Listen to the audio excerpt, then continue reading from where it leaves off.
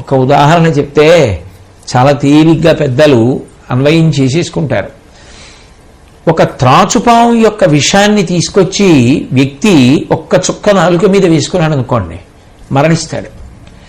అది వైద్యుడు శుద్ధి చేసి ఔషధంగా ఇచ్చాడు అనుకోండి, లోపల ఉన్న రోగం తగ్గుతుంది.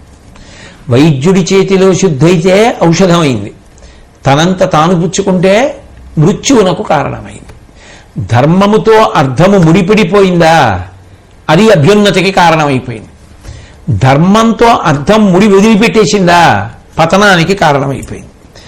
కాబట్టి మనిషి తప్పకుండా అర్థమును సంపాదించవలసిందే, కానీ ధర్మంతో ముడి విడిపోకుండా చూసుకుంటూ ఉండాలి. ధర్మబద్ధంగానే సంపాదించానా, ధర్మబద్ధంగానే ఖర్చు పెట్టానా, ధర్మం కొరకే ఖర్చు పెట్టానా, సంపాదించడం ఒకటే కాదు ప్రధానం, ధర్మాన్ని విడిచిపెట్టి అధర్మం కోసం, అధర్మం పెరగడం కోసం కూడా మనిషి ఖర్చు పెట్టకూడదు, అది కూడా పాపమే. కాబట్టి సంపాదించినప్పుడు ధర్మంతో ముడిపడాలి, ఖర్చు పెట్టినప్పుడు ధర్మంతో ముడిపడాలి.